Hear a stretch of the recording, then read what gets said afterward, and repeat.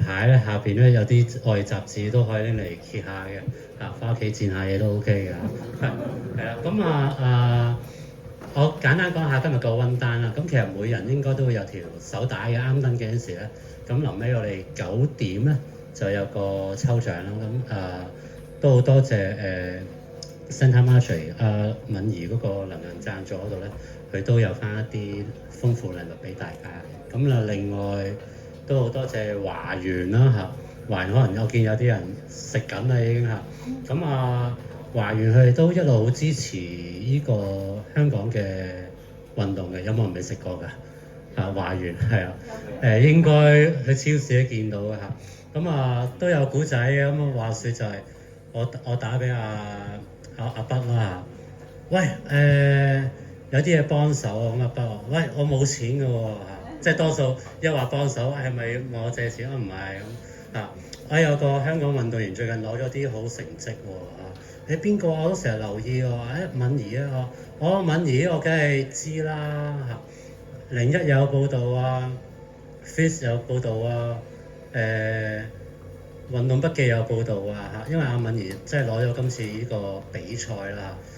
唔單止我成日提香港一，咁呢個係就係世一嚟嘅。今次呢個賽事係成個賽事嘅第一。咁阿北就喂冇問題啊，幫咩？咁我話不如有啲我想會場有啲贊助咁樣。咁佢就話好啊，我贊助啲零食啊即係咁樣。咁等你哋去 enjoy 下。咁臨尾佢再問我人數咁樣。咁我話都有五六十人嘅，即係正常咁咁到最後咧，佢驚你哋唔夠食㗎嘛，total 82包嘅即係俾啲掌聲佢啊！好咁咁我啱嗰啲都喺題外話啦嚇。咁今日個温單咧就會7點半啦，一陣啦，好快到啦嚇。咁我今日主持就 Kathy 啦嚇。可以問翻阿敏儀喺今次個日本之旅呢個比賽咧嗰個賽前啦、中間啦同埋後邊係有啲咩情況？咁都會俾一啲答問環節俾大家嘅。咁我哋喺8點9咧就可以大家去問啲問題。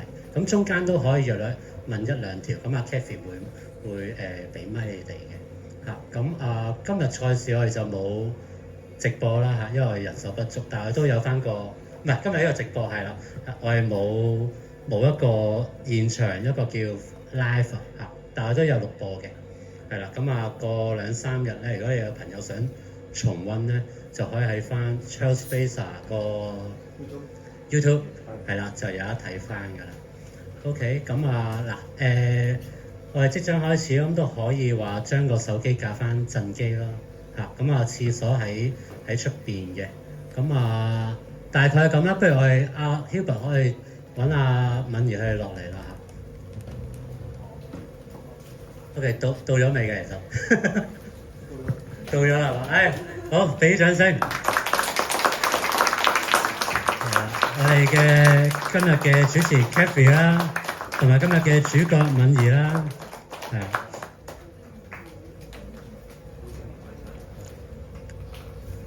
好，交俾你啊 Kathy。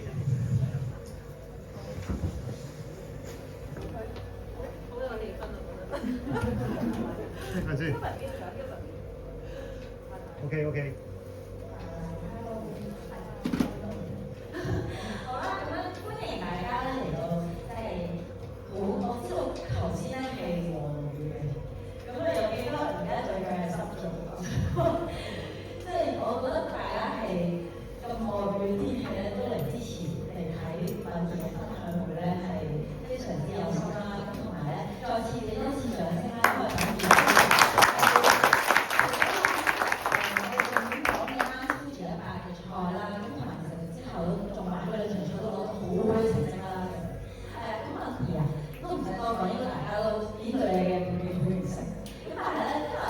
個主題咧係講 Mask Future 呢個賽，咁我都知咧在座觀眾啦，其實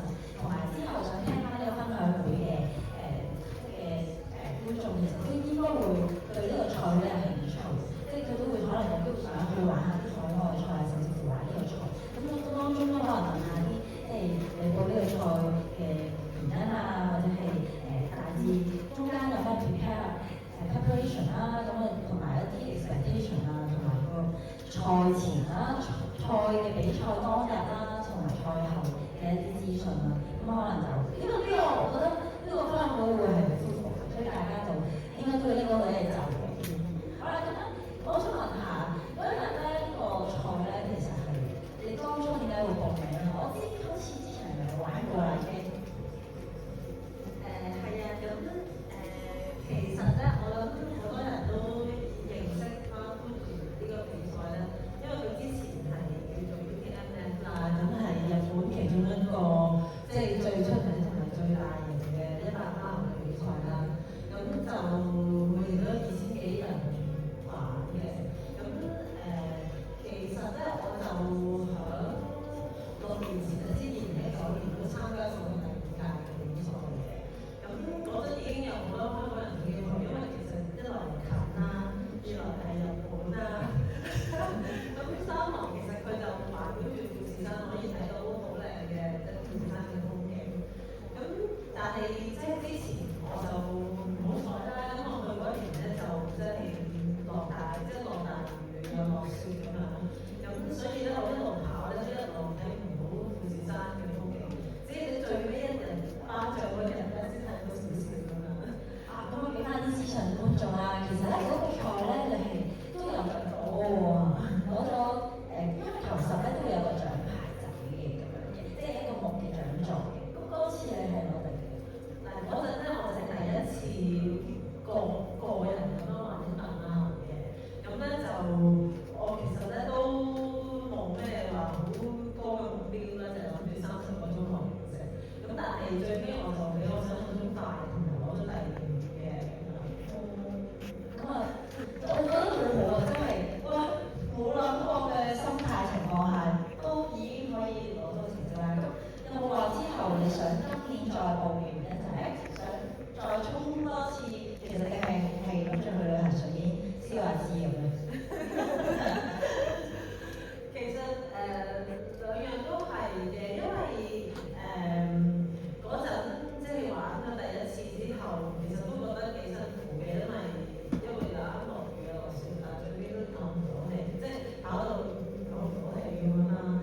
咁之後又病咗幾個星期，咁但係即係我嗰陣就覺得其實都呢個出個比賽唔會再玩第2次，咁但係之後又繼續跑其他比賽，經歷咗好多嘢。咁我都會有時諗啦，如果再做多次會唔可以再做好啲咧？咁同埋都想試下有一次係希望可以撞到天氣好，可以睇到富士山嘅風景啦。咁再加埋咧就今年咧有啲朋友即係邊間大學一齊去，咁即係又覺得不如一齊去順便之後去旅行咁樣。咁所以我本來其實咧就 plan 咗咧。就係比賽之前嗰日先去到東京，跟住然後咧快完個比賽咧之後就去廣州行山嘅。係好進取啊！啱啱咧同傾偈嘅時候咧，先問佢其實咧好多人都會玩下比賽，咁預先你係會留幾日啊？有啲人會去試下路啊嘛，又話唔使嘅，佢哋前一日先到步嘅。咁你適應都可能唔使點適應嘅，夾硬，因為咧佢係為咗之後可以多啲日子去玩，咁所以咧就進入呢個 AM 啦。咁如果觀眾咧，即係我知道在座有冇人係玩過100碼馬拉松？哇 ，OK 喎，咁有冇諗過嚟成日玩呢個賽咧？有，我真係用心嘅。咁當然啦，其實呢個賽有幾個距離嘅喎，即係我冇玩過呢個賽，咁其實係有幾個距離可以俾大家揀。以前咧就最 classic 係100碼係咪？咁但係咧佢今年咧有多一個一半嘅就係70K，仲有一個係40K 嘅比賽。咁40K 今年先第一次搞嘅啫。咁不過咧我哋去到咧之後咧就發覺有件事就係咧，如果你玩40K 嘅話咧，你就會得一條毛巾送俾你。然後如果你玩70K 咧同埋100碼咧，你都會一開始會送呢件衫俾你嘅。係啦，即係呢個係喺選手包入邊嘅件衫。報比賽，我覺得呢個 race pack 係好重要嘅。其實有冇話玩160K 係我嘅嗰個價錢抵唔抵啊？其實嗰個比賽費用好貴咧。其實中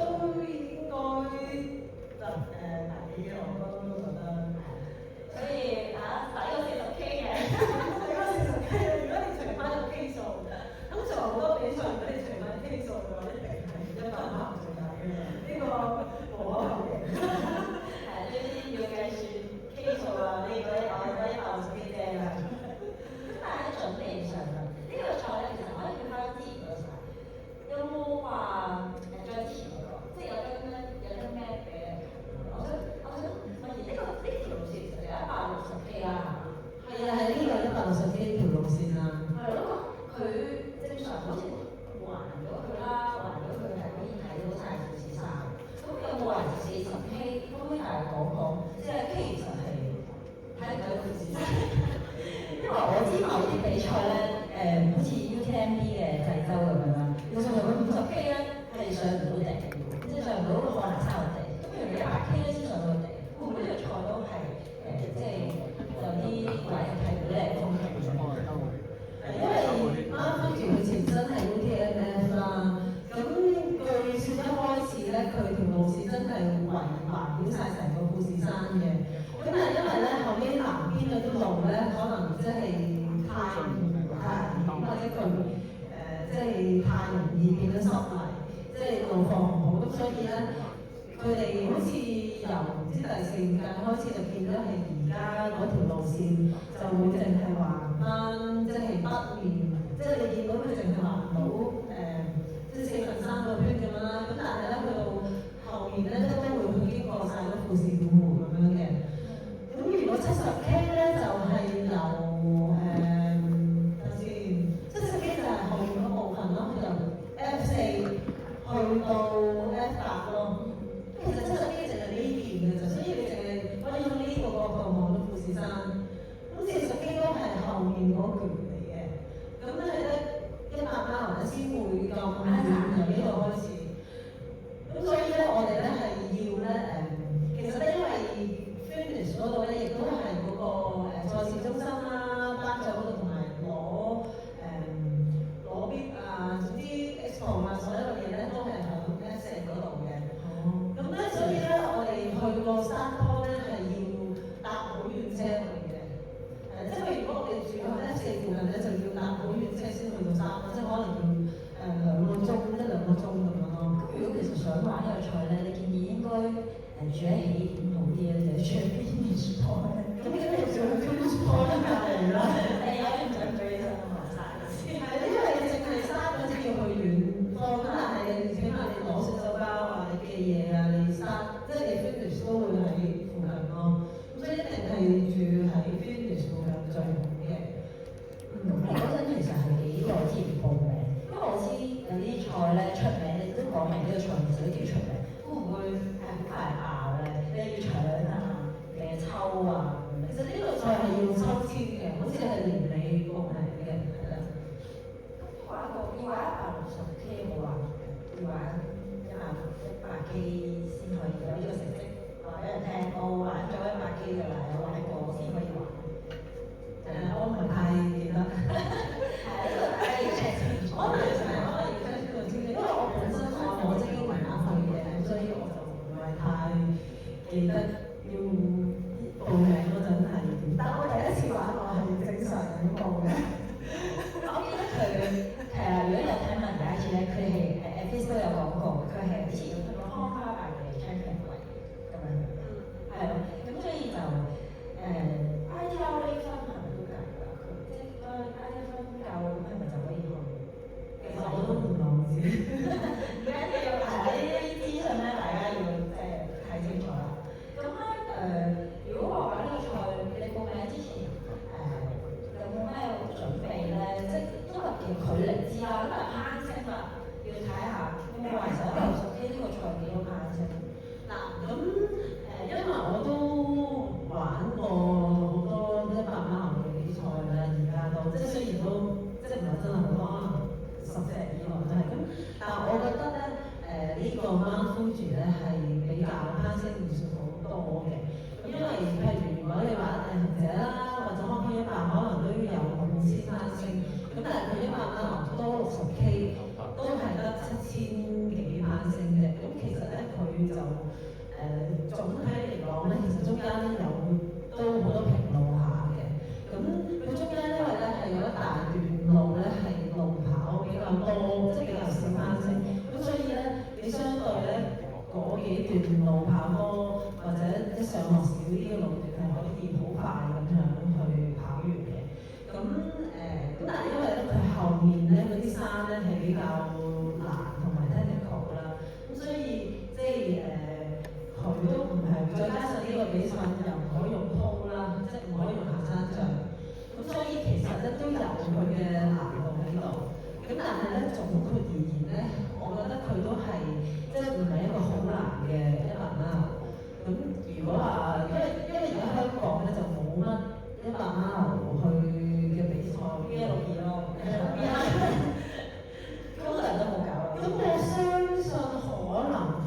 個難度同呢一6.2差唔多，係啦。咁但係應該就我覺得就容易過以前 UTM 啲少少嘅。哦，即係其實佢因為轉咗唔係 UTM 咧，因為我覺得佢個攀升唔係太多嘅，即係有可跑性，但係亦都有 technical。有可跑性都有 technical。啱啱聽你講其實係開頭係咪啲平路多啊？然後之後先後面係 technical 嘅位置多啲啊？其實咧我哋可以睇翻呢個攀升圖嘅，咁咧佢一開始咧就有25K 咧係跑一啲可跑性好高嗰啲，即係好似攀格山道啊、大帽山道咁樣嘅路嘅，咁所以佢25K 先去到呢個出方，但係其實咧係 OK 嘅，唔會驚唔夠嘢食、唔夠水嘅。咁同埋個天氣咧就比較涼快，所以咧其實我裝一支水咧都飲唔晒，即係嗰25K。係啊，500嗰啲都飲唔晒，嗰25K即係2個，如果以我嘅速度，我2個幾鐘完成，但係就算你一般人咧，即係中級嘅跑手都係3個零鐘嘅啫。係，所以我覺得都可以之後講下，可能之後都會講下咧，其實佢比賽期間咧，即係會遇到幾種 CT 啦，同埋其實佢補給啊，或者佢準備方面。不過我反而咧想問下賽前準備咧，如果你得大嘅，因為通常報一個賽咧，你會睇距離啦、passing 啦，咁之後再諗下點樣去準備呢個賽。如果訓練之前，其實你會係 plan 要預早幾耐去訓練，同埋你會點樣訓練咧？如果可跑性呢個幾高喎，你會點樣訓練？其實賽前準備就係睇呢啲圖咯，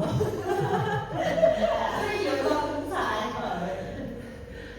嗱，即係你一來你要睇下你個即係嗰啲攀升大約係點咯，同埋你要了解咧佢會係大約咩路況咯。因為當然呢啲圖佢唔會話俾你知個路況係點嘅，咁但係咧你可以再睇下人哋嗰啲賽後報告啊，或者係上 YouTube 睇啲 video 咧，其實咧你會知道個路況嘅。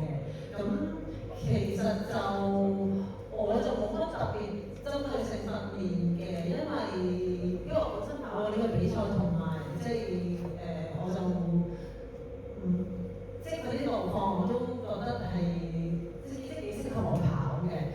咁但係如果咧，即係有啲人咧，可能平時同香港咧，淨係即係練開樓梯咧，可能跑開樓梯多啊，少行嗰啲斜路啊，或者一啲好即係可能少行啲好斜嘅路，咁咧其實就要練多啲一啲好斜嘅山脊啊咁樣咯。因為咧去到後面咧比較多好斜嘅山脊啦，去到前面咪有啲可跑性高，好似攀爬山道啊、大帽山道啊咁樣，咁所以去到嗰啲路咧就因為有呢啲路咧，所以就要練多啲跑斜路咁樣咯。即係話其實嗰斜度咧，你覺得斜到幾多度啊？即係類似香港嘅咩山去俾佢參考？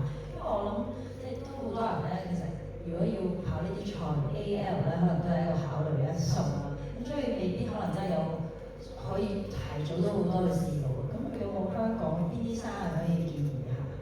即係或者你都有去訓練過斜路？嗱，我頭先講嗰啲25K嗰度咧，佢就好似青山公路咁樣㗎，但係就都係落嚟，即係佢係叫總體係落㗎，即係所以同25K好跑嘅。咁但係27嗰跟住嗰個 CP 咧就要用4個鐘嘅，因為咧呢個27K呢個要上一個好高嘅天子山啊，咁佢斜度咧就大約好似即係好似嗰啲黃楊山嗰啲咁嘅石咁樣咯，係啊，就即係一般嘅特技啊嗰啲咧，你就揾唔到嗰啲斜度，即係你要去行嗰啲石啊、嗰啲小徑嗰啲先會有咁斜嘅。咁同埋咧，佢冇樓梯，全部都係斜路，即係可能自然斜路咁樣上嗰個山咁樣咯。跟住喺個山上面仲要上落一段嘅。咁跟住然後 F2至 F4就好簡單嘅，即係好易跑，即係麥徑咁樣，但係冇樓梯麥徑咁樣。最後其實最斜嗰個位啦，似邊咧？會唔會似大帽山？係啦，最斜跟住後邊應該係大後人。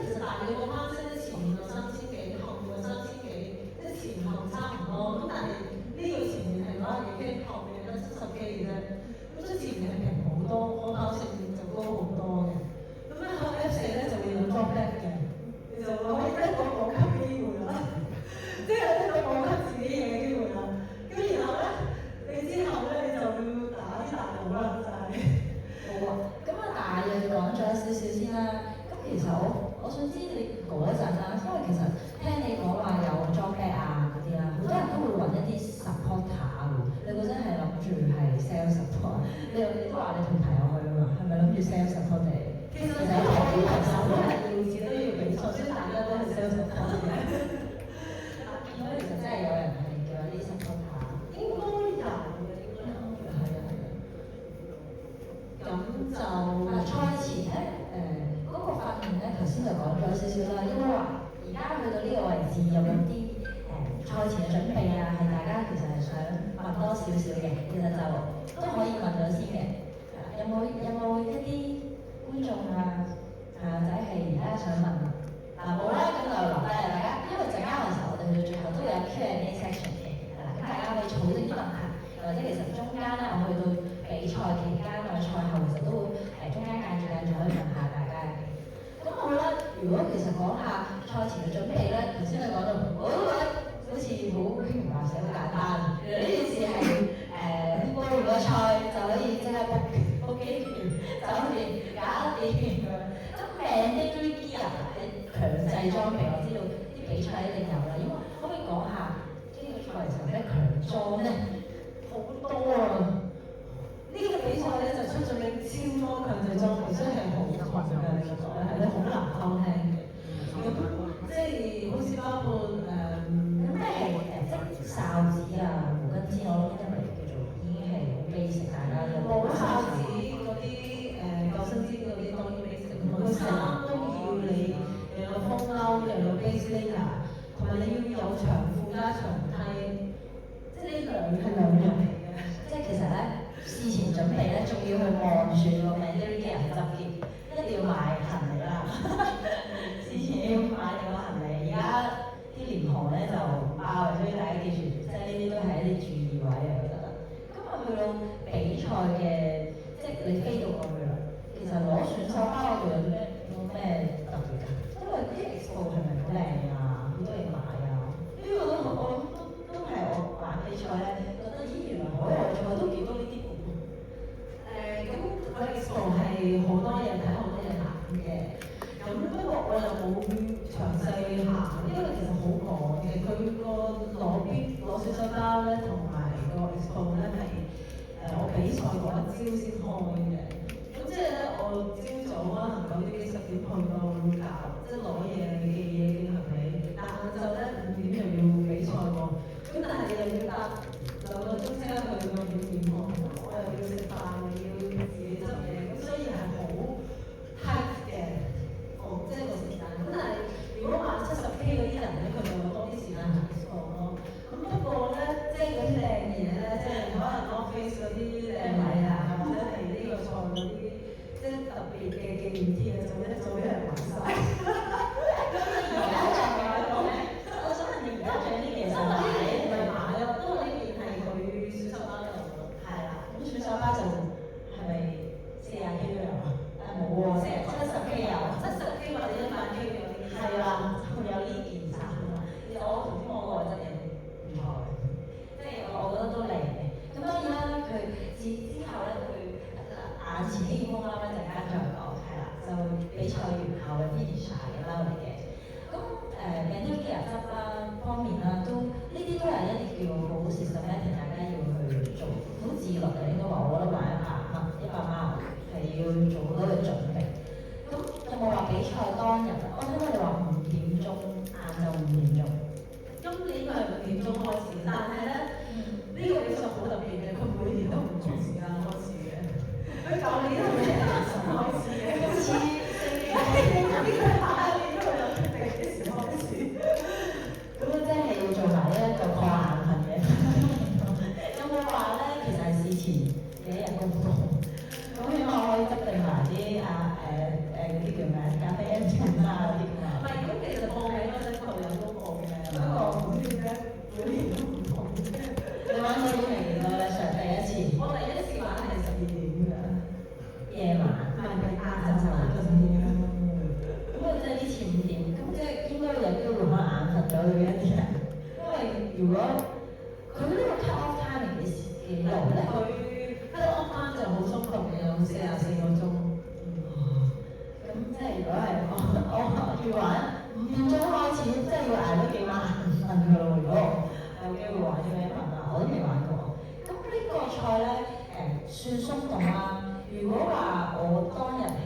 嘅時候，你頭先話夾硬傾，其實好多時都好多人好快啲嘢衝出去。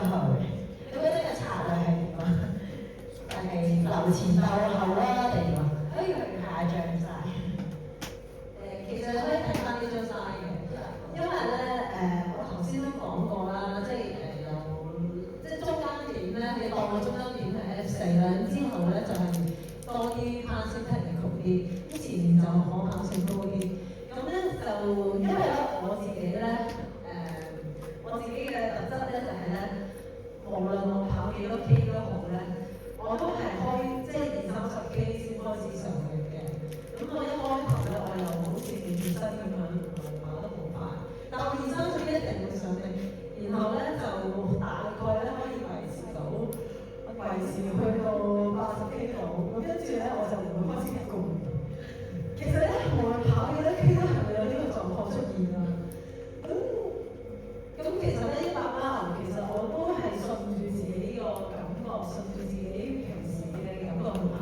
我冇話特登留好多力嘅，因為咧我知道咧我係有能力完成嘅。咁咧，所以咧我其實就即係同90幾 K 咧，我都係順住跑，真係好似當自己跑100 K 咁跑。即係所以係可能係用咗九成力嘅都。咁咧，咁其實我就諗住去到90幾 K 先睇下自己做幾多，或者要變子捱埋佢咯。咁係最尾係都係得嘅，最尾都係得嘅。咁但係後尾係有少少辛苦嘅。咁但係因為咧，我去到因為我去到90幾 K 嗰陣咧，我就再睇下自己名次啦。咁我知道第二次同我都爭成個鐘，咁所以我就真係可以放鬆少少，即係個人輕鬆啲就係。嗱，呢個我都想問，因為其實我係有冇邊一個人成為一人有睇 live check 㗎？我係有㗎。咁啊，其實得閒就撳下啦。睇下你要揸成個鐘喎。咁其實之前咧，你有冇話其實係知唔知喺邊一刻先知自己其實係第一？因為或者其實起步嘅時候，你會見到啲咩？哇！有一分好高嘅勁人啊！有冇咩勁人啊？呢個賽嘅時候咧，嗱，其實咧，你呢個賽好搞笑，你睇紅馬步嘅紅馬就知㗎啦。咁我睇3 A 咧，咁我就5001啦。咁但係咧前面都係有一堆個號碼係幾百嘅精英選手嘅。咁嗰啲可能佢哋特邀選手或者係即係可能佢哋係特邀選手啦。咁有日本人有外國人都有。咁但係咧，可能我係平民之中最快咧，或者我哋係001。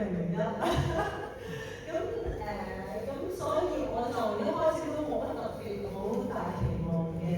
咁頭嗰20 K 咧，其實前面都有幾個女仔，咁我一路喺度慢慢追下。咁然後天子山又追咗一個，咁然後去到 CP2咧，咁就無端端有記者同我講話係我第一喎。跟住我心諗有乜可能啊？咁起碼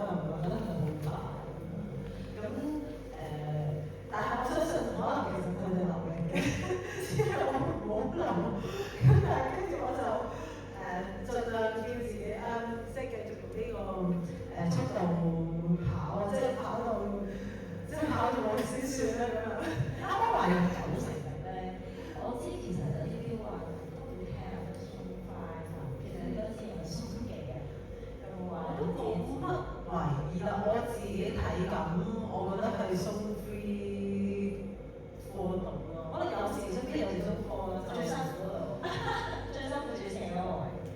我話最辛苦唔係可能上天子山會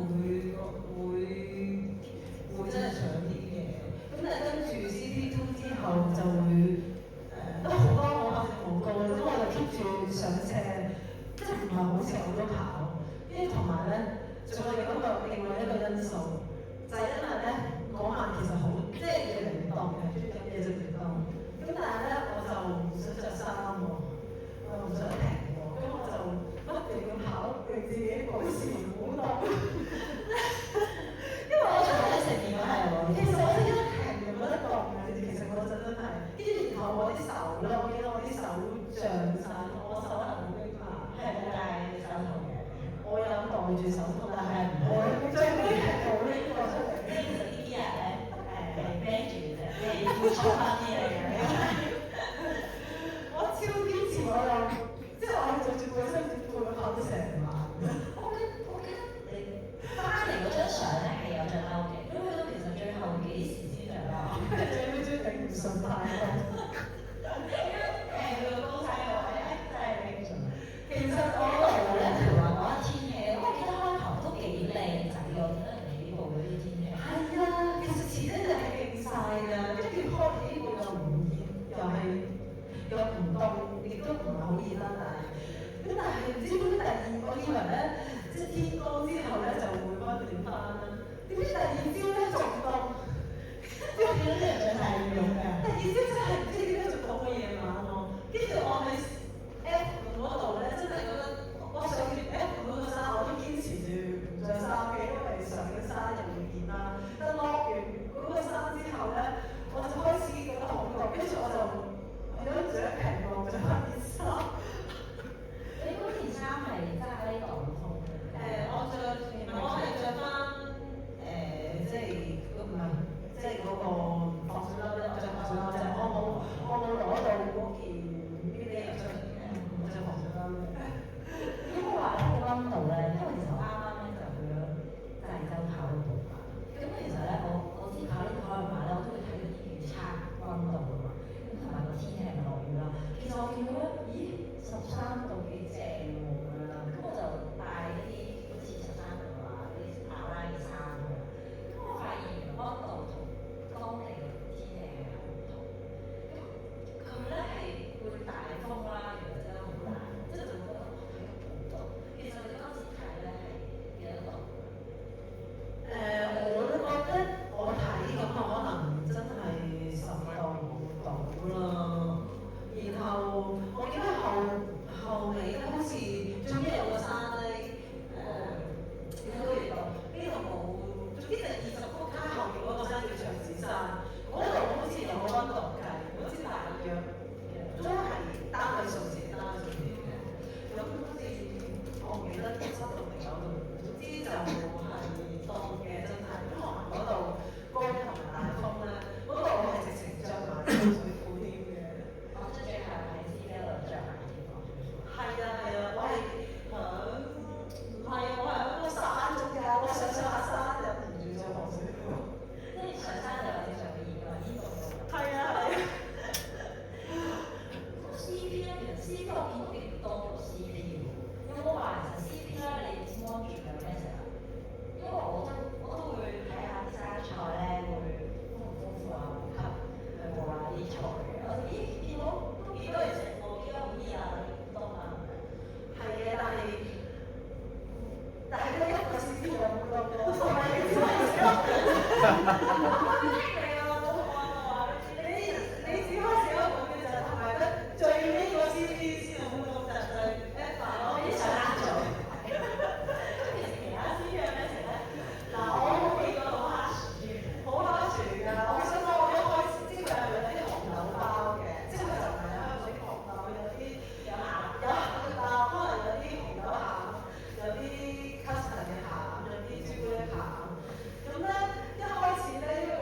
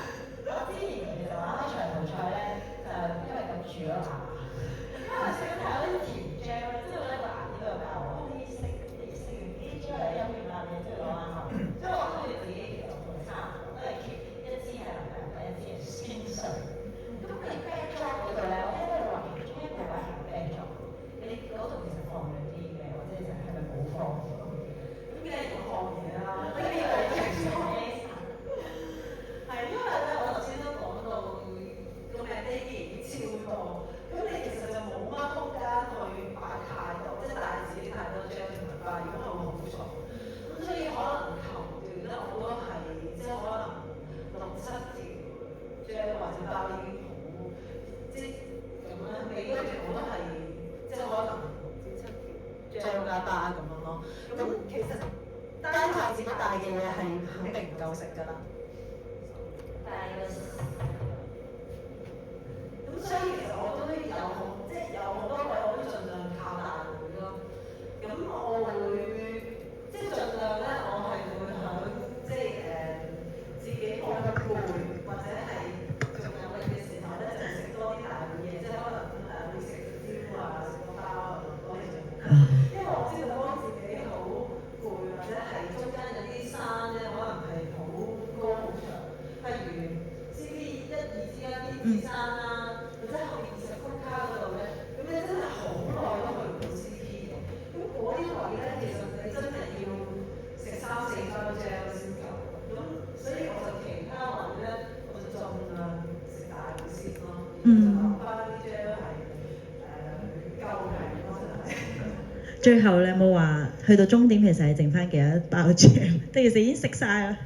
其實我有剩嘅，我有剩，因為咧去到F8嗰度，因為其實咧我有時自己放嘅 jam，我唔知自己放咗，即係我以為自己，其實我每次比賽咧，去到最後我都以為自己冇晒，或者可能拎翻1、2包，但其實係仲有30包，我唔知。又係齋咩？同埋咧，你去到最尾咧，你唔知點解突然間咧會好有，你突然間會有個意志。就嚟到啦，就嚟到係咪？好想話衝去中間，連自己都唔想食咁樣突然間。個最撚尾其實都係跑上少少斜，咁就完啦係嘛？我都要過埋最後嗰座山先，我要。都同你話好斜嗰個山差唔多高。啊，咁我想問下，因為其實事前咧，我每次跑比賽咧，我對於食早餐咧都係有個係成日都要試咯。我都想知你會食過咩早餐去跑呢個咁大型嘅比賽，或者其實事前你食咗幾多碗飯，或者有冇話啲人加碳啊嗰啲，你有冇㗎？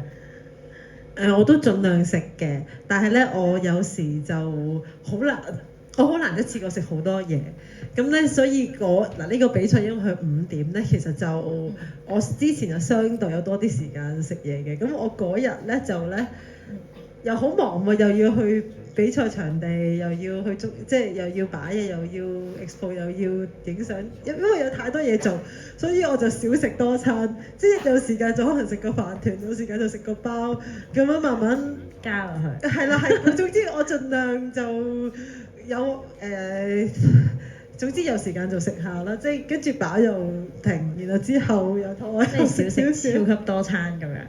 係啊，我今次係咁啊，即係我冇話同埋基本上我哋冇時間坐低好好咁樣食一餐啊，嗰一日根本。即係好多時都係 family mart 啊嗰啲。係啊，係咁去先去買嘢。咁有冇話其實 carbon loading 咧，你會 plan 係幾多日？同埋或者係咧，你事前咧，我聽有啲人講都會，我會平時減少啲食碳水，去到嗰幾日咧就食勁多。嗱，其實咧我就覺得 carbon loading 對呢啲咁長嘅比賽唔係話太重要嘅，即係唔係太需要認真做嘅，因為咧carbon loading 咧通常啲人係跑馬之前撈啦，咁佢就可以跑馬嘅時候可能食少啲 gel， 又或者係即係可以好迅速咁樣用到身體嘅能源啦，因為嗰個跑馬嘅時間短啊，你3個鐘，咁但係但係你玩呢個咁長嘅比賽，無論你 carbon load 幾多都好，其實你2、3個鐘你用晒㗎啦都係，咁所以咧相對嚟講嘅重要性冇咁高。咁我覺得咧，我通常都係之前嗰1、2日食多啲嘢，即係食多啲嘢，均衡飲食。咁同埋我就即係可能盡量食少啲纖維啦，因為費事晾住個肚啦，咁就算咯。咁同埋我都唔會話戒肥特別，即係我唔會食得好肥，你已經好瘦，唔會特別好戒咯，係咯，因為有時都即係咁長比賽都會 burn 到啲 fat 嘅，都有用嘅啲 fat 都係。你有冇睇翻自己燒咗其實幾多卡路里啊？通常玩完160，可以而家 check 下。其實越輕人咧，我知燒嘅卡路里實唔多嘅啫。都係越重嘅人，反而其實會玩呢個咁長途嘅賽。有冇咧趁而家敏儀 search 下佢自己個成即係個時間啊，同埋佢啲 data 之前咧，大家有冇諗到啲咩問題可以問下佢咧？佢話我用咗9800卡咯。哇，好多喎！比我想象中，應該俾佢哋估先啱。我覺得應該冇人會估到9000幾。咁呢個咧其實嗰個係有 show 到佢最後完成時間。不過我都想問下大家先，係大家有係啦，都應該有留意敏儀嘅比賽時間嘅。有冇人知其實佢最後完成時間係幾多㗎？大約咧可以嗌出嚟都得㗎。咁我想知其實係咪你嘅 target 或者 expectation 咧？即係呢個時間，因為我記得你話你玩完第一次嘅比賽啦，咁嗰陣時其實嗰個時間係幾多啊？我第一次27個幾鐘咯。咁多啲佢叫 PB 咗，係咪4個鐘啊？都冇4個鐘嘅，接近差唔多4個鐘。我嗰陣可能係27頭多啲嘅。咁 set 呢個 target 咧，你本身今場賽其實係咪都係 within 你嘅 target 咧？我諗 out of 你 expectation。 out of expectation 啦。我本來諗住，其實我希望25內嘅，係啦係啦。咁我嗰陣有諗過啊，如果24內得唔得？但係我覺得唔得，我覺得24內係太 aggressive，所以冇可能做到。所以我其實自己心目中諗住25內。咁我自己 set 咗，我賽前 set 咗一個時間表俾自己。咁個完成時間好似係24個鐘半嘅。24個鐘半，咁咧其實而家即係我覺得算係天氣有冇因素咧？因為你會唔會係一個內熱底啊，定內寒底啊？都唔知點解啲人咧話我好怕熱嘅啲賽。其實你係咪有冇偏向自己係一個咩嘅人啊？我係偏內熱底嘅，我偏內熱底嘅。即係凍反而唔係 OK。其實凍我都會跑得快過熱嘅。咁即係咩都 OK，點都 OK。但係我要好好保暖下咯。係啊，即係因為我覺得我呢個賽咧都係有啲太遲先着翻衫，所以我個氣管咧都係即係有啲俾佢凍到咧，即係係咁喘氣同埋好唔舒服咁樣。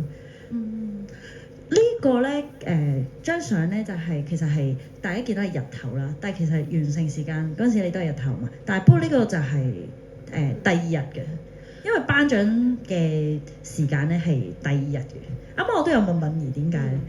點解好似又要特登搭翻車去嗰個地方？不過係咯，你由你把口講出嚟啦。你話點解要第二日先頒獎？我估因為100 mile 太長，咁佢冇可能要啲第一、第二去等之後嗰啲人翻到先頒獎啦。係咯。咁睇下嗰個獎座啦。中間咧，啱啱我都有問佢啊，佢呢個獎座，大家如果想睇實物咧，就真係啦，可以放大佢，即係之後張相啦。因為其實佢你去，我記得你 Facebook 係有 share 過㗎，係嘛？係啊，係啦，咁啊特別大嚿㗎呢個真係。好大嚿，有冇話其實重唔重㗎？係咪實木嚟嘅？都重㗎，都重㗎。咁你個行李有冇超啊？超，因為咧佢太好似喺你個朋友度，你咪擺咗你朋友嘅肩度啊？因為佢太亞位，我唔想帶住佢繼續去九州行山，所以我就逼迫我嘅朋友幫我帶咗翻香港。其實如果鬥呢個啦，我反而想知。你話個 gear 好重 ，gear 重啲定呢個獎重啲？好實喎，我睇落都覺得重，好難比較啊。咁 gear 其實你有冇6磅個重咧？孭上身之前冇嘅，但係應該如果你夾埋啲水，我諗都2-3 kg 嘅，都真係唔少喎。因為你話我背水我都有孭過5 litre水，我覺得哇已經好重，減一磅我都覺得好重其實。因為平時咧我玩山賽都係想拿條 bell， 我見你玩山路錦標賽60K 都係拿條 bell 嘅啫，係咯，即係你慣唔慣？使唔使做埋負重訓練啊？我冇特別做負重訓練啦。OK， 我去翻啱啱嗰個頒獎嗰個，咁咧我知道咧頒獎咧係會有得講一啲叫做得獎感受嘅喎。佢係咪頭3先有定係頭5先有咧？好似其實頭3先有嘅，佢就會逐個頒獎，然後由第3名開始可以出嚟講幾句咯。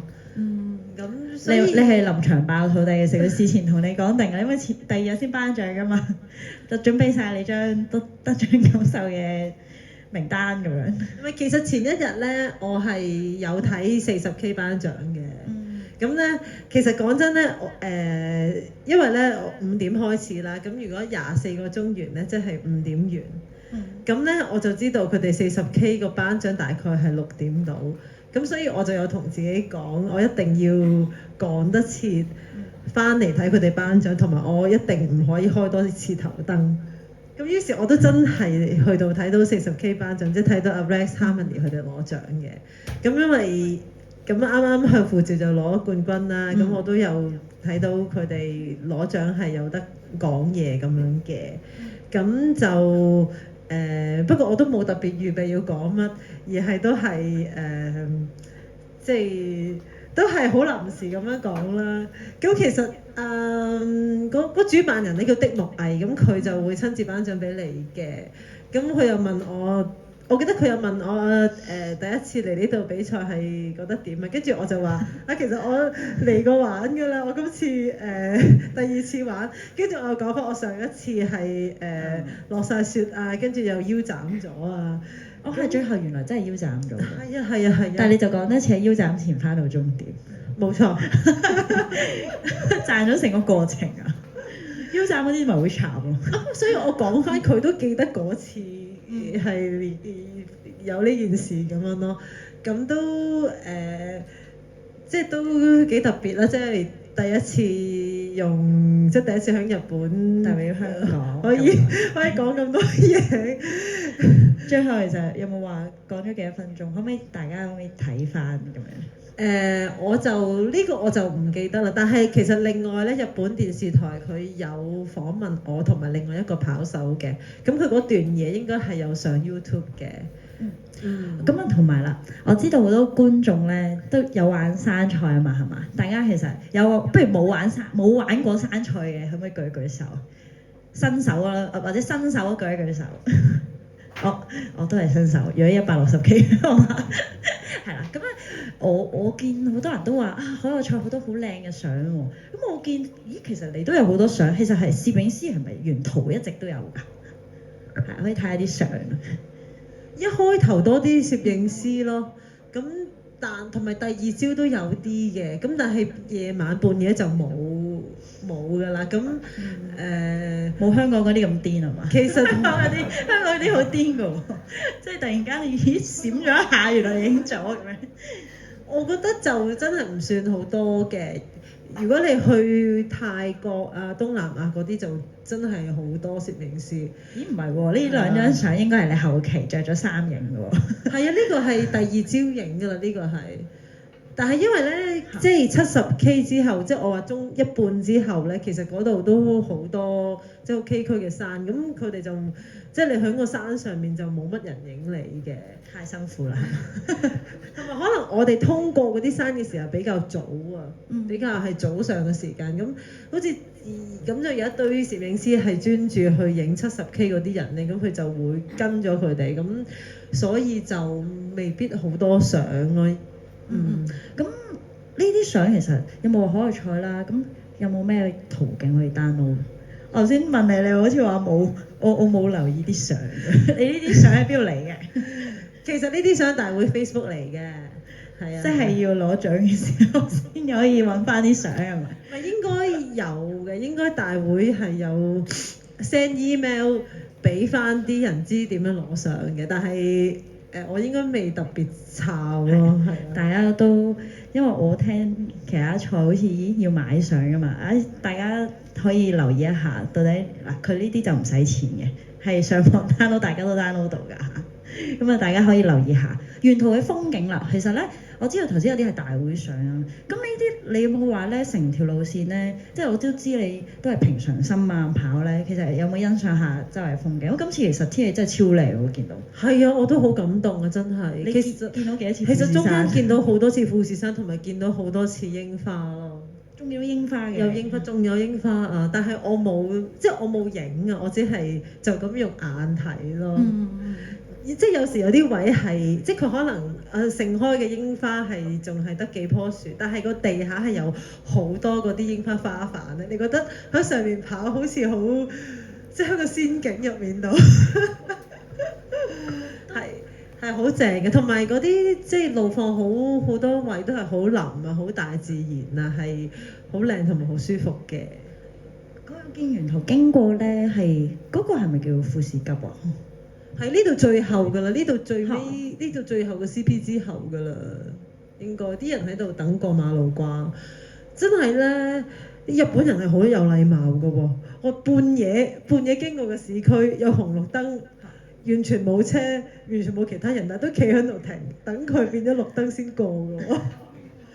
係俾緊菜，係俾緊菜，跟住我見到前面嘅跑手停喺度，咁我都唯有停一齊等。即係其實可能等燈嘅時候，有啲後面跑手，即係唔係你啦，有冇係咁望錶？哎死啦咁。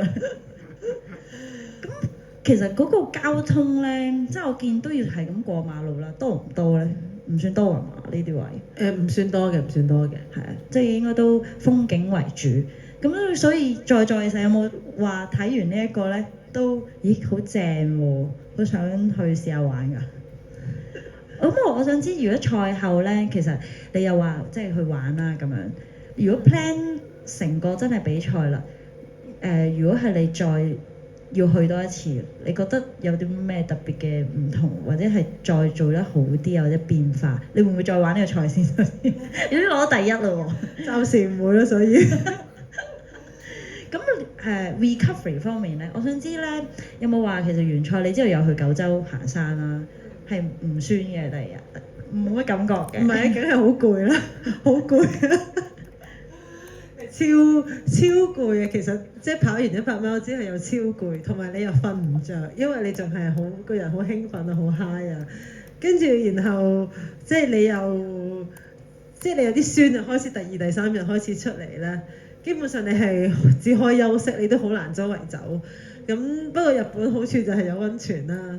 咁咧我就完賽之後咧，我就翻去東京食咗間好嘢之後咧，即係食咗 omakase 之後咧，第2日咧就我就再飛去九州，但係即係喺九州我先揾間靚嘅溫泉酒店住，因為九州嗰啲好平。我覺得如果係太貴第一次玩呢個賽咧，我都應該會學敏儀咁嘅，我應該會保留嘅 AL 喺之後，因為我咧其實之前咧都有做過分享會啦，訪問阿 Res 啊 Harmony 啦，嗰陣時我問咁敏儀咧，原來敏儀係未翻香港，仲玩緊喺嗰邊，原來佢留咗成10日啊，係咪啊？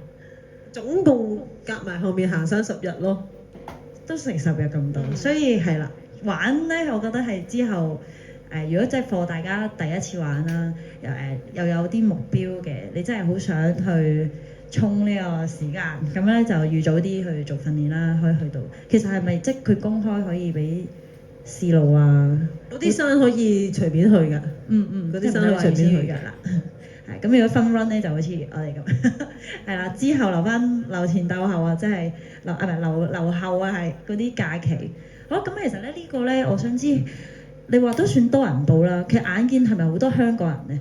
喺你眼中係咪係咁見到香港人就會 say hi 啊咁樣咧？比賽人數我都知幾多下㗎。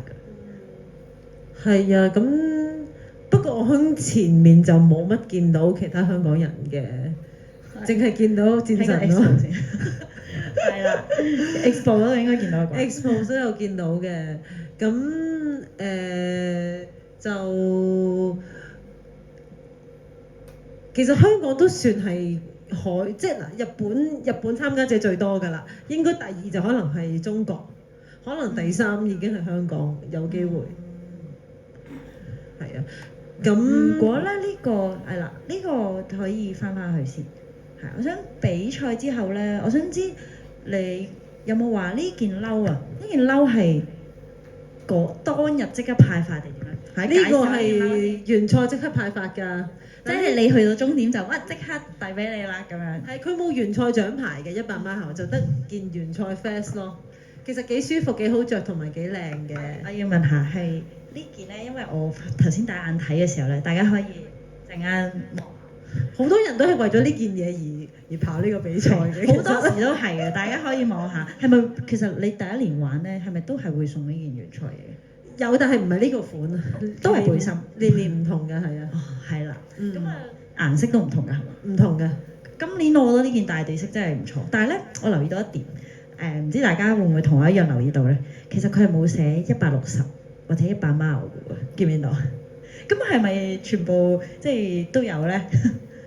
其實我唔知70有冇，但可能係得100 mile 有咯，好大機會。Charter 好似係有講過係好似得160K 先有嘅，都係一個象徵嚟嘅。而呢件咧，我開頭摸落去哇咁薄嘅，但係其實佢嘅應該都係有少少棉嘅，即係咪叫係咯，都好空氣下，好輕嘅呢件真係係幾靚嘅。你嗰日係影相係咪好似就係有着住呢件衫？有冇？有啊有啊。係啦，呢件咁就如果大家原賽禮物咧都好，即係可以留意一下。報比賽嘅時候，個下年唔知係點咧？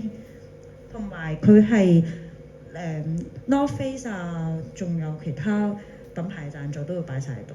佢主要 North Face 贊助，所以係 North Face 出嘅。呢件褸大家可以陣間咧過嚟望一望。好，咁咧仲有啦，就係、我想問下如果係 for 聯賽啊，咁我見到好似好請咗好多日假喎，有冇人知其實佢之後去咗邊度比賽？又係攞到好好成績嘅，就係第2個國家巴黎啦，係啦，咁就聯賽。如果你當初 plan 係真係 plan 就玩完呢個再玩嗰個先咁樣，定係點啊？因為巴黎係另外一班 friends 一齊去啊嘛，咁我又想，即係我唔知點解會將呢幾樣嘢連埋。其實我本來諗住玩富士100，跟住九州行山同埋去巴黎同佢哋玩嗰個賽，唔知點解佢哋會連得咁近啫。係，然後就又攞咗第一啦。但係中間我有翻香港嘅，我有翻咗2日工嘅其實。係，佢今日都係收工車過嚟嘅，而家要即刻積極翻工咯，冇乜假期啊嘛，已經用咗。咁我講翻呢個賽啊，我想知，咁如果係你完咗，有冇話你飲啲乜嘢啊？for 飯，即係因為一般人冇你 recover 咁快啊嘛，應該係咪先？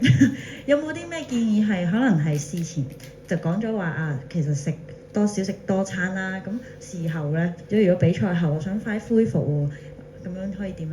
你會有咩做㗎？或者有咩建議去俾其他？其實我同一般人都差唔多，都係可能飲下啲 protein 粉啊，補充下 BCAA 咁樣咯。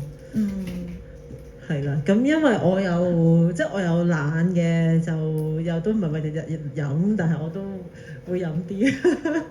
咁其實就我覺得今次咧就都係對我嚟講，我都唔知有咩效果嘅，因為我玩完呢個比賽之後就去咗行山啦。咁其實嗰幾日行山，當然個速度係慢好多，咁但係都係有爬升嘅，咁所以其實都有少少係即係唔係完全休息咯，都係 active recovery 咁樣咯。咁就不過咧，我又覺得行完之後咧，我每日都浸溫泉啊，又行啊，又浸溫泉啊，其實都連續行咗5日。咁但係即係我覺得 OK 喎，即係唔係話即係可能我日日都頭痛，我咁樣行5日都差唔多，即係冇因為即係冇因為咁樣好似搶咗而恢復得慢咗咯。我覺得反而係好似感覺上好似快啲有翻個狀態咯。作為跑手咧，我仲有一個問題，我唔知大家會唔會有共鳴嘅，就係咧，通常咧去到海外比賽咧，好正啊，有按摩啊，事前咧你會唔會都會按摩，或者其實根本事前其實唔 suppose 好可以按摩啊？都可以分享下其實事前啲人會唔會想可以浸温泉得唔得咧？浸温泉可以前一日即刻浸都得，但係按摩就要等即係要隔幾日咯。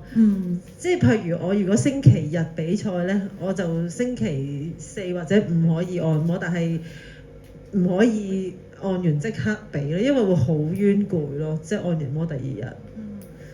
咁雖然你話玩2場賽咧，都即係好成功，好發揮啦。咁其實當中，因為我見到你都有黐 tape 嘅喎，你可以去翻啱啱嗰張相，即係都可以講下其實你黐 tape 個原因咧，你係咪其實因為受傷啦，突然間其實唔俾用鋪好多攀升啊，平時即係少即係都驚會好吃力啊，作抽筋嘅。其實我黐 tape 咧係因為咧嗰日咧。我就喺香港帶咗啲 tape 就俾我嘅 friend 用，咁跟住我就拎咗4支 tape，即係4條，因為我個 friend 咧就搭巴士去，咁咧而我咧又唔記得咗俾錢買巴士飛，所以我最尾就揾咗另外一個人咧去私家車車我去啦，我好彩揾到啦。咁於是我就同我即係同屋嗰個 friend 咧，就即係阿抄查，我同佢唔同時間去到，咁我諗住屋企帶4個 tape 俾佢黐啦，因為我知道佢有啲腳痛。咁但係因為佢用唔晒，就剩翻2條喺度，咁我就自己黐。即係其實原來係對你嚟講係冇乜作用嘅，即係你本身都唔 expect 自己要黐，但係唔好浪費係咪？係啊，唔好浪費。你可以帶翻香港嘅，咁輕係咪先？唔係啊，好亞位啊嗰陣。事實你覺得如果即係黐完同冇黐係咪其實都係一樣咧？即係你黐嗰個位。我諗都咁多個位你係黐膝頭喎，又唔係黐腳腕喎。唔係因為我舊年試過膝頭受傷，所以我就即係黐膝頭咯。咁我驚自己係即係跑得好長，即係攀升好多之後會唔舒服啫。咁即係 kind of 黐定有啲心理作用，好似安全啲咁咯。但係其實我冇痛冇傷嘅，最尾都抽筋都冇嘅，冇抽筋，係。都因為我知有啲人可能開得好快啊，之後有啲機會作抽筋啊咁樣。如果你真係放一啲咧新手咧，你會建議佢即係喺裝備上咧，會唔會建議佢帶埋抽筋水啊？我有帶㗎，我平時通常又係有帶冇用。唔係啊，但係我唔知去咗邊，因為我次次都係帶同一支，帶咗幾年啦，嗰支嘢已經係過期嚟嘅咧。跟住直到最近真有知啊嘛。係啊，直到最近揾唔到啦，開始。其實係可能有機會用咗，冇用到。過期㗎啦，過期係變咗生化嘢㗎啦已經。咁我都可以帶嘅，即係新手其實帶住都，因為始終冇鋪啊。我覺得咧，即係如果課訓練咧，即係要再訓練嘅話，你事後如果要即係啲新手啦，或者甚至係你之後咧，你會唔會訓練多啲冇鋪嘅情況下，多啲高強度嘅喺長距離訓練啊？其實平時我訓練一定唔用鋪嘅，所以根本我就係慣咗唔用鋪。咁反而你叫我用鋪，我仲唔慣。但係好多時候好似咁長距離咧。即係如果你用鋪的，而且確係會快啲嘅，因為可能你好攰嘅時候，起碼有樣嘢可以幫助你平衡啊，同埋你可以慳好多力嘅。咁但係因為大家都唔俾用鋪，其實大家都公平咯。咁但係如果有一個賽，即係譬如 UTMB 咁樣，即係我一定會用鋪嘅，即係有得揀。係啊。咁但係冇得用咪唔用咯。你啱啱講 UTMB 係 Trans-Atlantic 定？唔係 UTMB 即係真係法國嗰個啊！係，我以為係你賽添。咁嚟緊你有冇話，即係除咗呢個賽之外咧，玩完啦，都叫做一個好好嘅 training 啦，對你嚟講係嘛？即係都呢個賽係一個好嘅 training，自己嘅身體已經狀態咁 fit，會唔會叫做已經叫高峰期？因為我知咧有啲人叫訓練咧係有分高峰期啊，即係中後期啊咁樣。你嚟緊有咩大賽啊？咁唔好嘥啊嘛，練咗嘢係咪先？但係其實咧，講真，你一個人咧係冇可能永遠位處高峰嘅。咁我跑咗一個比賽，即係我其實可能我中間我覺得自己成績好，即係有機會攞獎，咁我肯定就係即係用多咗力㗎啦。即係我可能真係付出100% 冇留力嘅。其實呢個即係呢個賽都咁即係你搏盡咗一次咧，其實你好難咧喺短時間之內咧，再有咁好嘅表現再嚟多次嘅，係冇可能嘅。咁同埋你都真係要回復啊，要再慢慢訓練啊咁樣，因為其實你都係元氣大傷嘅，即係跑呢啲100 mile 嘅嘢。唔係喎，啱啱最近有冇人睇啱啱禮拜日玩咗個咩賽？你又好似玩咗個60K 賽喎。咁即係我係玩到，但係肯定唔元氣係大傷我，即係肯定唔係我100% 咯。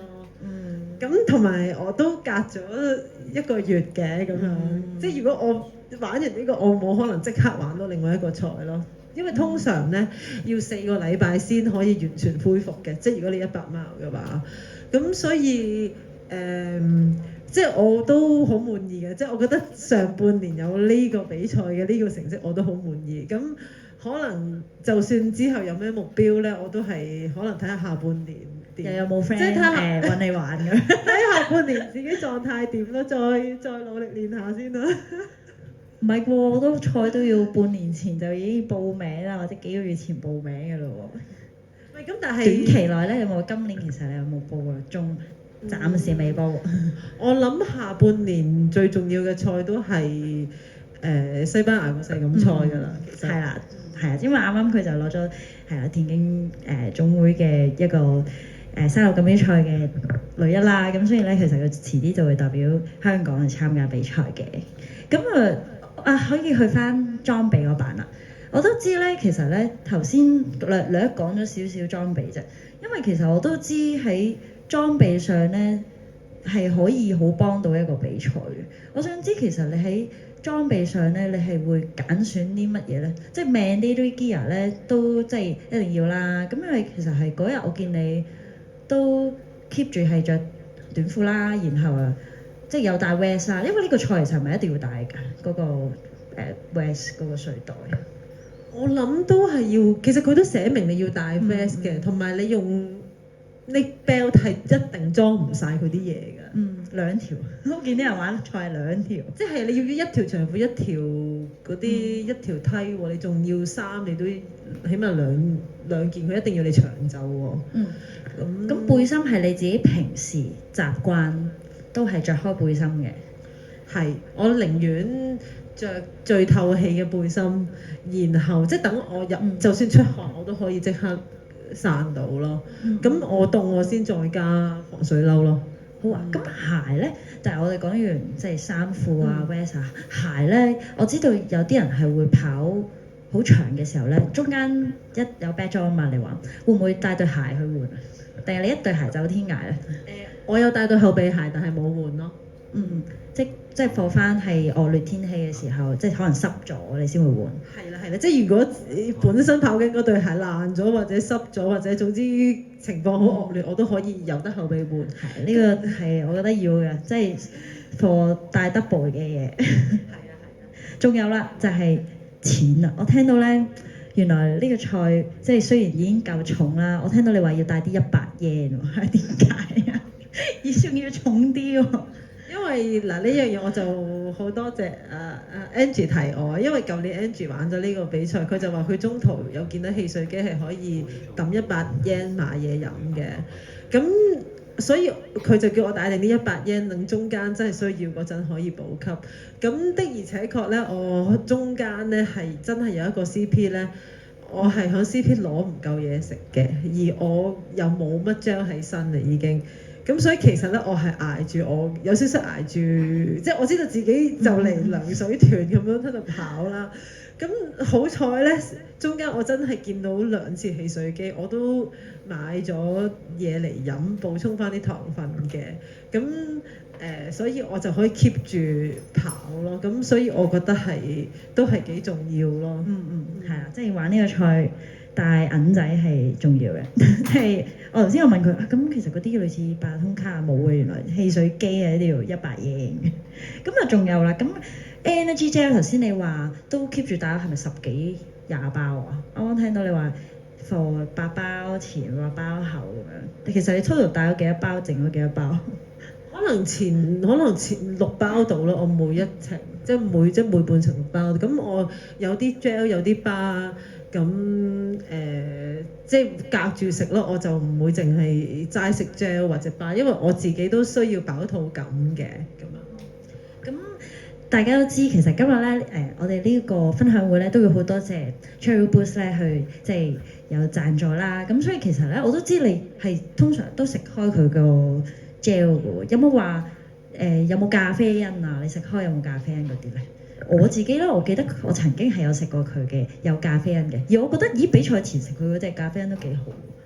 其實佢都好多元化嘅，佢啲產品度，咁佢啲 gel 有啲有咖啡因，有啲冇咖啡因啦。咁我都係間住食咁樣咯。咁我就盡量唔會喺比賽開頭食嘅，因為即係如果我驚食咗有咖啡因嘅嘢咧，你之後要還啊，即係你之後用晒啲咖啡因之後，你就會眼瞓。咁我一定係等到夜晚或者第二朝，我自己真係眼瞓，我先食咯。其實有冇話食咗啲 gel 啊或者有咖啡因嘅 gel 之後咧，係通常幾耐之後先會上到力啊，或者係咯先會精神咧？其實食 gel 好快嘅，食 gel 真係我覺得幾分鐘就上力嘅。咁但係亦都係會快啲用晒嘅嗰個能源始終。咁所以我所以先有時要間住食下巴咁樣咯。即係叫 gel 就叫快叉。係啊，gel 係快叉嚟嘅。係啊，巴咁佐冬甩過，我記得佢好似有一個好似豆沙包咁嘅嘢。佢嗰啲我冇帶，因為太重，即唔夠位啊！即除咗唔係話好重，但係因為咧嗰堆命你已經塞滿咗個袋，好難擺啲好體積好大嘅嘢。個 West 係帶咗幾多 lit 㗎？好似係我唔記得10定10嘅咋，我唔記得10定12咧。啊唔係，應該冇12，係呢個係都塞爆喎，真係見到。呢個總之唔係最大嗰種嚟嘅，但夠用咯。如果俾你揀咧，即係10啊，即係俾你着係啦。事後如果 review 翻啊呢件事，會唔會覺得大少少好啲咧？都定其實你 keep 住呢個？唔係因為咧呢一款咧係最輕同埋最舒服嘅，真係即嗱。雖然我Solomon 冇贊助我嘅，我講明有得有殺。即係我自己普通用家，我都試過好多佢啲袋，但我覺得目前為止呢個最好咯。係嗱，唔講我哋唔好排擠啦。其實我想講係，你見到佢已經塞爆爆地，但係佢真係着晒啲衫喎。其實如果除晒件外套或者除翻條長褲，你塞翻入去，我真係想像唔到係塞到嘅。但係要揾嘢都幾難㗎喎。係啊，所以你 pack 袋係要好有技巧㗎。係啦，有冇話過建議係點樣 pack 啊？你明知死都唔用嗰啲，你就擺到最底咯。例如咧，你好多嘢都最後其實冇用喎。咁因為其實佢有好多衫，即係譬如咧，佢要我帶褲加埋長梯，咁我心諗其實我就着其中一樣就得㗎啦嘛。咁一定係咁，我就選擇唔會着長梯㗎啦，因為你長梯又防唔到水，着又慢。即係着又麻煩，咁你褲我可以唔着，即係唔除鞋笠落去個褲係可以。咁所以長梯同埋嗰件 mid layer 我都係塞咗去底嘅，因為我覺得自己一定唔着嘅，或者係好凍我先着。咁你風褸同埋長褲我就塞面啲，跟住佢嗰啲要 check 嗰啲 mandate 我都會塞外面咯。係啦，佢 mandate check 咧係每個 checkpoint check 啊，定係實咁 random？佢喺 checkpoint check 嘅，每個都有，唔係每個 checkpoint 都有。佢有嗰啲，我唔記得佢今次喺邊一個 check，但係通常所有比賽咧都係會 check 你最重要嗰幾樣嘢，一定係救生氈啊、燈啊、電話、哨子，都係呢幾樣。佢有其他無聊命啲嘅，譬如嗰啲流動廁所啊嗰啲，其實佢唔會好 check 呢啲，因為你呢啲唔影響你生命安全啊嘛。係，即係呢啲其實就，所以呢啲就可以塞入去最底，smart 啲咁樣塞落底啲。咁如果你話嗰個啱啱講咗呢啲 mandate gear 啦，你有啲咩額外嘅自己私伙嘅嘢係？咦，其實幫到呢個賽，但係你有拎嘅，除抽筋水啦，雖然冇用。呢個菜都要有手套同埋帽，我見你都有戴呢個頸啊，唔係，佢個係啦，佢有要求，佢好搞笑，佢又要你戴手套，跟住要你戴一個可以笠到耳仔嘅 buff 嘅帽啦。咁但係嗰個帽我係冇用，因為我自己就戴呢一種帽啦。因為呢一種帽我可以遮到太陽同雨啊嘛。咁其實佢冇要求嘅呢一種帽，咁但係我都有戴。咁同埋 buff 我都有戴，因為咧。其實 buff 咧係喺你凍嘅時候咧，真係好重要咯。即係佢如果我冇攬住 buff 咧，即係我個氣管應該會更加早收工咯。即係應該會頂唔順啲風啊。即係我有啲位真係要笠晒個口同鼻，我先覺得舒服少少咯。有啲好大風嘅位。咁啊，我都想問下，因為咁長途咧，我一定係帶尿袋嘅。你嗰日有冇帶？冇，即係因為太快，20幾個鐘翻到嚟。其實我 iPhone 都夠電用得差唔多，都其實好渣㗎啦已經，所以我就都係熄 data 咯，同埋盡量唔用咯。咁其他咧有冇話其實頭燈你有帶後備電啊？有冇話錶其實夠唔夠用啊？咁樣咯，錶60期，錶好夠用嘅，我開轉 navigation 都夠用嘅。最後係有冇話即刻睇剩翻幾多電？都剩翻幾10% 嘅。哦，咁真係好耐用下喎。再加上時間快啦，咁樣有冇話除咗係即係後備電啊嗰啲方面，其他嘢咧有冇係特別嘢要帶啊？你覺得建議一啲新手啊？因為我頭先都眼見到都多新手嘅，即係如果玩海外賽，其實我就反而覺得。唔使帶得太多無謂嘢嘅，因為都會重咯。如果帶得太多無謂嘢，咁就冇啦。因為其實冇嘢，唔係因為其實呢個賽啲 mandate 已經太全面啦，所以你一定會帶咗。但係有時有啲賽咧，佢唔會叫你戴手套，但係手套我都覺得係緊要嘅。係，但係咧呢幅相咧，大家可以望到佢啲手指真係腫晒。因為我最尾冇著。即係我有戴手套，但係我冇拎出嚟着咯。反面嘅教材反面嘅教材。好啦，咁啊，其實大家聽咗即係都好 fruitful 嘅一個分享啦。有冇話其實大家仲諗到啲咩問題啊？或者其實心目中，咦，其實我嚟緊係有冇人係已經幾時報名嘅呢個賽？已經報好似係年尾咯。係啦，年尾就要報名咯喎。有冇人係可以即係有冇分享啊，或者問題咁樣咧？在座或者其實嚟緊2026年想玩嘅有冇人啊？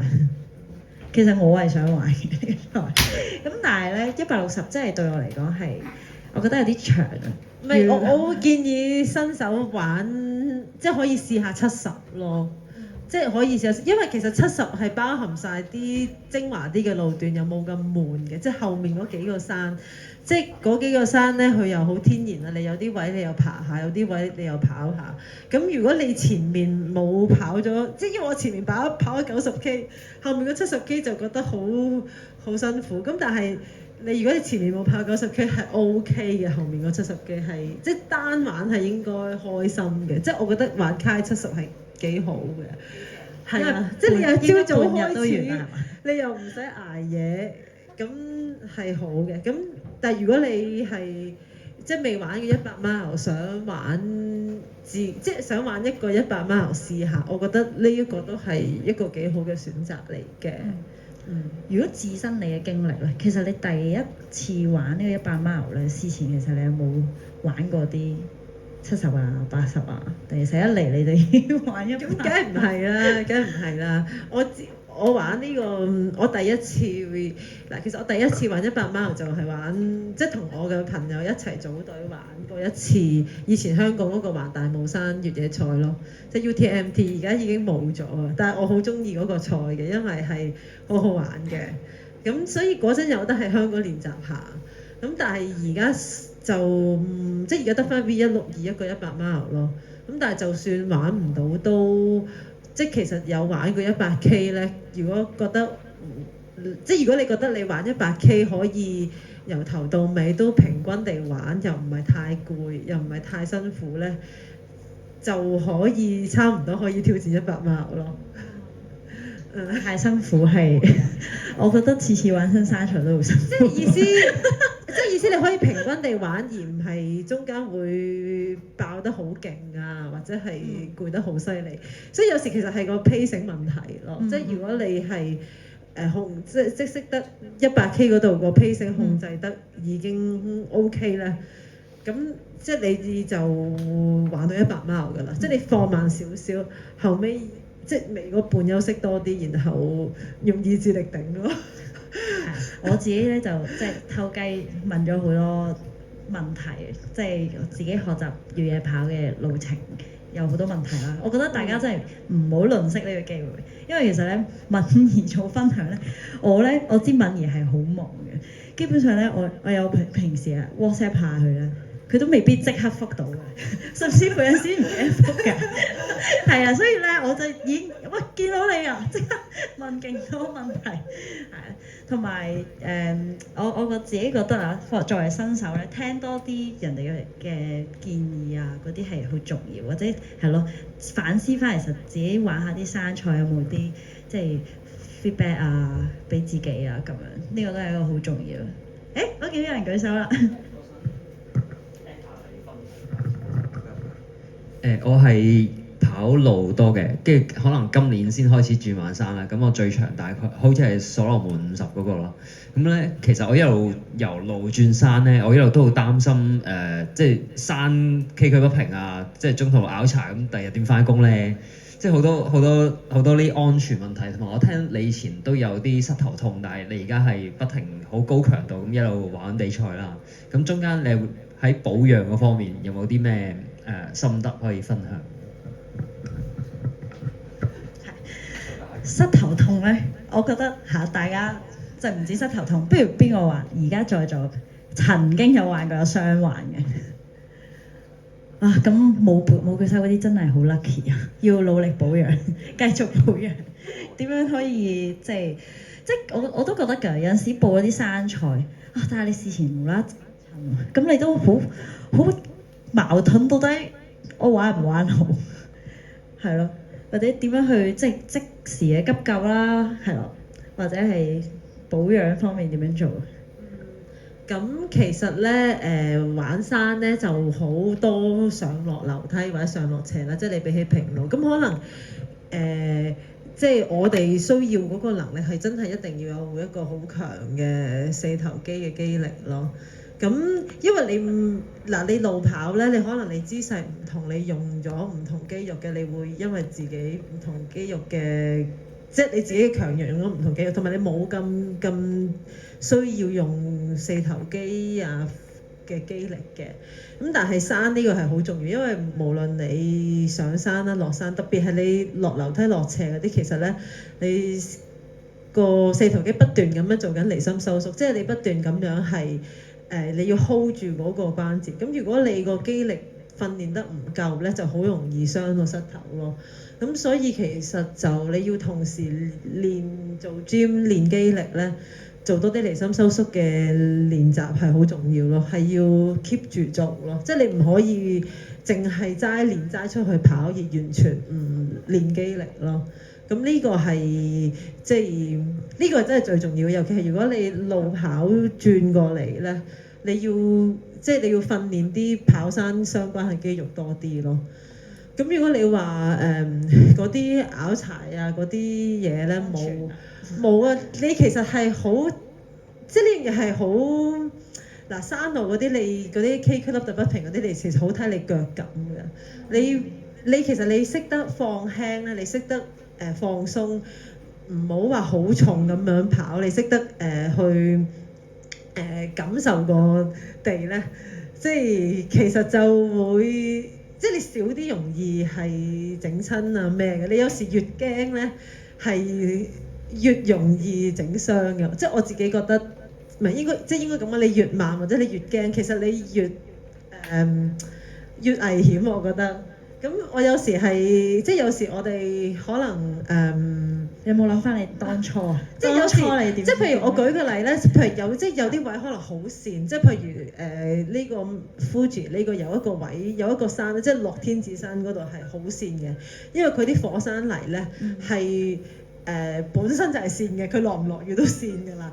咁但係嗰啲位咧，你一定係你着咩鞋都係跣嘅，你唯有好快咁樣過咯。你跣即係可能你跣一嘢，你都係即係你可能自己平衡翻，又繼續輕輕咁樣衝即係跑過。反而嗰啲位如果你好驚或者你好驚跌驚扭親驚成，你就變咗好慢咯。咁我諗呢個腳感呢堆嘢要。真係要不，即係你可能你一開始咧，你冇嘅時候，你要重複向一條路係咁練啊，即係或者你係咁去試下逼自己輕啲快啲，即係放鬆啲咯。即係啱啱你都講緊，其實佢講咗個好重要嘅，即係 core training 啦。因為其實好多時你要有膽識，唔驚咧，其實都會 base on你本身對嗰個肌肉嘅 support。你如果操得夠嘅，其實都同埋你嘅叫做技巧夠嘅，其實我諗拗柴嘅機會會相對比較少咯。呢個都係一個好重要，所以 cross train 係幾好嘅，真係。咁呢個賽其實事前你都應該一直有 cross train 嘅，即係有練下肌肉啊咁樣。有，我一直都有練嘅。係啦，即係只有累積，沒有奇蹟嘅，真係唔係大家諗到佢成身肌肉係天生，唔係嘅。呢個真係我知道敏儀係有做好多肌肉嘅訓練嘅。好，仲有冇其他朋友仔有問題咧？係。我想請教下咧，即係你呢個位，即係你我咁樣簡單直接講，譬如喺平時你練習啊，或者你比賽過程中咧，會唔會有遇過一啲譬如可能低潮啊、懶惰啊、冇心機啊？我當有啦，你點樣克服咧？尤其是比賽前。其實我惰性嘅有冇啊你？嗱，我就經常都好懶惰㗎啦，即係每當唔係，即係我可能如果我有個目標，即係譬如我有個目標比賽，可能之前嗰一個月我就會開始突然間諗唔得，我要練習後要做啲嘢咁樣。咁但係當如果有一段長時間可能冇比賽冇嘢嘅時候，我都會心諗練嚟做乜啫？跟住又好攰咁樣，跟住又有時會覺得即係有時我會覺得即係哇！我今日都咁攰，練完都冇用嘅，不如唔好練咁樣。咁但係即係我覺得經歷呢啲低潮，可能即係你真係覺得你冇動力嘅時候，你可能要揾人陪你咯。真係揾人陪你，即係可能你有時覺得你自己一個冇。即係你完全係諗唔到原因去跑，或者諗唔到原因去操嘅時候，但係你約咗人呢，即係嗰個就會變成咗你嘅原因咯。咁我覺得真嘅呢個係好重要嘅，揾人陪係好重要。係，都一齊報咗就可以又俾啲藉口一齊操係嘛？我覺得都係幾好嘅。咁同埋就係頭先你話有惰性啦，咁事前可能有冇話其實真係一個賽啦，長途賽建議啊，你就話唔使點訓練啫，其他人你覺得即係如果作為新手又減少可以受傷啦，充足嘅準備應該準備幾耐好啊？半年？如果其實通常100 mile 都係即係可能4至6個月咯，大概準備。咁但係唔係話即係要好 intensive 嘅，咁即係可能頭嗰幾個月都係即係打好個底咯，所謂。咁即係可能即係慢慢加啲里數啊，即係即係操密少少啊。咁然後之後即係可能比賽前2-3個月就開始加下強度啊。咁然後去到比賽之前嗰幾個星期就即係開始減量咁啊。其實一般都係一般好多時咁樣建議嘅，係啊。好啊。其他仲有冇朋友仔有問題，或者想了解多少少，或者想問而分？你好啊，我想問下咧，有冇即係我想問翻有一啲補給上嘅問題。喺比賽途中，你有冇遇過一啲腸胃嘅問題會令到你困擾咧？即係例如頭先咁講，你喺 pond 度，每個 pond 都有可樂啊嘛。咁以前我哋有時比賽都習慣都攞可樂嘅，有時可樂同 gel 去交替咧，就好容易出事嘅。以前我哋都係啦，我想問下睇下你哋會點樣，即係有冇啲咩狀況去處理啊咁樣係。呢個真係一個好好問題，因為咧，我識好多朋友咧都唔飲可樂，因為覺得有氣，即係又覺得飲完可樂跑咧，哇，我好似唔係好辛，唔係好會頂胃啊嗰啲啦。咁可能你冇事，其實我都冇事，因為我會拍成支我先走。咁啊，但係真係對於一啲叫做跑手咧，有啲真係有呢啲問題。我通常會，其實我覺得可樂咧，佢係最多氣嗰陣真係頂唔順嘅。咁但係佢有少少氣嗰陣，其實係幾舒服嘅。咁所以其實我通常斟完，我唔係即刻飲嘅，即係佢咧係我會係咁啷佢半個鐘，跟住佢啲氣就，跟住然後得閒擠下。嗱，佢個樽嗰度咧技巧嚟㗎呢個。我個樽嗰度啷一陣，佢又會出晒啲氣出嚟，跟住我就撳一撳佢嘅口，跟住佢擠晒啲氣出嚟，然後佢又儲氣，我又擠氣，咁樣整幾鑊咧，或者過咗一陣之後，其實就放咗大部分嘅氣啊！即係你唔係飲最凍嘅可樂，你係飲啲走咗少少氣嘅可樂。我一定係飲走咗氣啊！有冇曾經試過你真係比賽途中有呢個腸胃問題咧？啱啱嘅觀眾，其實通常有腸胃問題，一定係代表你跑得太快。如果你個身體唔爆咧，就個腸胃都唔爆嘅。呢個真嘅，如果覺得腸胃有嘢，就首要任務都係要減翻慢啲。咁因為你減翻慢啲咧，等啲血氣去翻個腸胃度咧，佢自然都會順啲嘅。只不過係有時好多人咧，當佢發現呢件事嗰陣已經太遲，即係你可能已經嘔啊，又或者要喺 CP 嗰度瞓1-2個鐘先好翻啊咁樣。咁所以你要早啲去感覺到自己身體開始覺得攰，或者係有少少過濃嘅時候，你要減翻咯。即係總之就係都係你要控制個 pacing，同埋你要知道自己即係你要 keep 住自己喺一個好舒適嘅感覺之下跑。我覺得咧頭先嘅觀眾咧，佢講咗一樣好重要嘅嘢就係咧，即係舒服咧。有啲人係我嗰刻好舒服，所以我就覺得可以加少少啦。但係加完我就唔舒服啦，即係有呢啲位。其實點樣去了解自己嘅身體咧？你以前係點樣去不斷嘅嘗試，不斷參加比賽都試下呢啲唔同嘅 gel 啊，對於自己我都唔知啊。其實天生就是好腸胃。喂，其實我諗我我都承認我天生係唔錯嘅，我腸胃。可能我以前細個成日食好多垃圾啦，所以又成日食好多污糟嘢，所以練到而家食乜都得，都係食咩都冇事咯。少啲 train， 即係多啲 train 平時。唔知可能細個 train 先有用。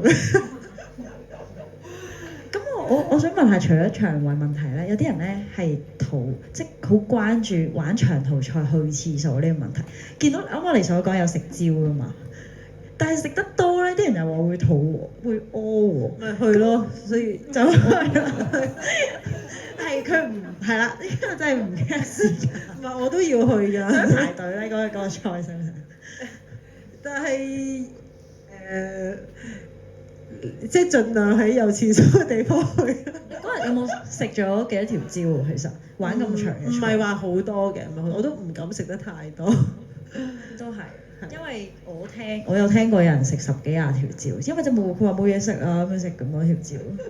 咁如果自己帶 gel 方面咧，我想知咧，真係有一個矛盾位，我自己都係帶幾多包 gel 咧，跑路跑又係，跑山跑又係。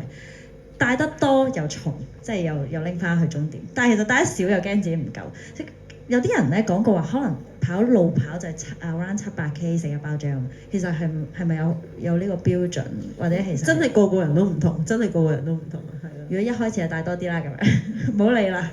咁你第一次，咁你但係其實你自己試到㗎嘛，即係你自己大概試到你需要幾多㗎嘛。咁我因為唔係食得太多嘅，咁同埋我係會後期要突然間，即係我一開始可能淨係需要好少，但去到比賽後期我就會越嚟越需要多咯。咁呢啲我都會計埋嘅。係啊，即係我就唔係10K 食一包嘅，即係我可能前面係疏啲嘅，後尾我就密啲，因為我會因為我自己儲能量唔係儲得好好，我一開始啲肝糖好多我就食得好少，我後尾我真係冇乜 reserve， 我就即係我會去到某個位咧，我係即係不停食不停用，好似個身已經冇 reserve 咁樣。嗱，每個人身體都唔同，所以未必敏儀嗰個胃咧係等於你個胃嘅，因為有啲人可能即係太遲食咧，已經係好厚啦，係啊，即係救唔翻嘅，有啲係咁嘅講法嘅。所以其實長途係好好玩嘅，即係其實係玩呢啲咯，即係唔係淨係玩體能身體。係啊，好啦，我哋 last 一條問題啦，有冇人仲有問題或者係想？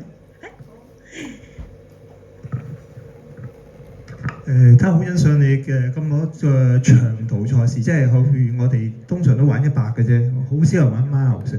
咁咧，我哋喺夜晚當中咧，有時好攰啊，剩咧，咁我有時都拍咖啡因啊，或者甚至係飲翻好熱嘅嘢咁樣。你點樣捱過夜晚咧？即係如果玩 miles 咧，真係要玩2晚㗎，普通人要，即係所以冇人敢挑戰。咁你喺夜晚中咧，除咗你食之外咧，有時肌肉有少少抽筋咧，有咩方法？係咪真係要停咗拉筋咧？即係我相信你咁長度一定有少少抽抽地嘅感覺㗎嘛？